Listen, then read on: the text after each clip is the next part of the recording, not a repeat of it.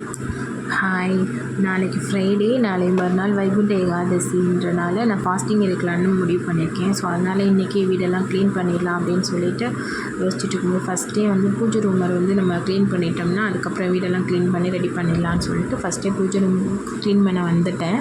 பூஜை room clean பண்ணிகிட்டு இருக்கும்போது தான் பார்க்கும்போது கீழே உள்ள செல்ஃபில் நாங்கள் அரிசி மாவு கோலம் போட்டிருந்தேன். அதில் பாருங்களேன், ஒரு மாதிரி பிரைட்டாக இல்லாமல் ஒரு மாதிரி டல்னஸ்ஸாக இருக்கு இல்லையா, அது எனக்கு ஒரு மாதிரி இருந்துச்சு. அதை என்ன பண்ணலான்னு யோசிச்சுட்டே இருக்கும்போது சரி சந்தனம், மஞ்சள், ஜவ்வாது, பன்னீர் இது எல்லாத்தையும் ஊற்றி அதை அந்த ஒயிட் கலர் இருக்கு இல்லையா, அந்த வால் மேலே அப்படியே பூசிட்டேன். சின்ன வயசில் அம்மாலாம் சாணம்லாம் பூசுவாங்கள்ல, பூசி தானே கோலம் போடுவாங்க.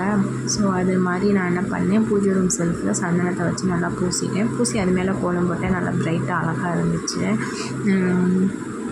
இது ஆக்சுவலாக அரிசி மாவில் தான், அரிசி மாவுனா அந்த இதில் போடல, நார்மல் கோலம் மாவு இருக்கும் இல்லையா, அதிலே போட்டுட்டேன். நல்லா இருந்துச்சு, பிரைட்டாக பார்க்கவும் நல்லா இருந்துச்சு. அது மட்டும் இல்லாமல் சாமிக்கு நறுமணமாக இருக்கிற இடத்துல தான் சாமி அங்கே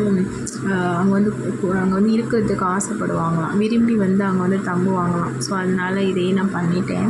நல்லா இருந்துச்சு. அதுக்கப்புறம் அதை ரெடி பண்ணிவிட்டு அதுக்கப்புறம் ஃபோட்டோஸ் இதுக்கு முன்னாடியே பூஜை பாத்திரம்லாம் கழுவிட்டு ரெடி காய வச்சுட்டு அதுக்கப்புறம் ஃபோட்டோஸை ஒன் பை ஒன்னாக சாமி ஃபோட்டோஸ் ஒன் பை ஒன்னாக துடைச்சிட்ருந்தேன். துடைச்சி முடிச்சுட்டு அதுக்கப்புறம் சாமி ஃபோட்டோ எல்லாத்துக்கும் பொட்டு எல்லாம் வச்சு அதுக்கப்புறம் பூஜை பாத்திரமும் காமிச்சு அதுக்கும் பொட்டு வச்சு எல்லாத்தையும் ரெடி பண்ணிவிட்டேன். ஃபைனலாக அவுட்புட் இப்படி தான் இருந்துச்சு. நல்லா இருக்குல்ல, கீழே உள்ள செல்ஃபில் அந்த ஒரு டல்னஸ் இல்லாமல் நல்லா பிரைட்டாக நல்லா கோலம் போட்டு மங்களகரமாக நல்லா அழகாக இருந்தாங்க. ஒவ்வொரு சாமியாக உட்காந்து ரொம்ப நேரமாக பார்த்துட்டே இருந்தேன். பூஜை பண்ணாலே ஒரு மாதிரி மனசுக்கு நல்ல சாட்டிஸ்ஃபிகேஷனாக, ஒரு மாதிரி ரிலாக்ஸ்டாக, ஒரு மாதிரி என்ன ப்ராப்ளம் வந்தாலும் அதை பார்த்துக்கலாம் அப்படின்ற ஒரு தைரியம் எல்லாமே கிடைக்கும். நீங்களும் ட்ரை பண்ணி பாருங்கள்.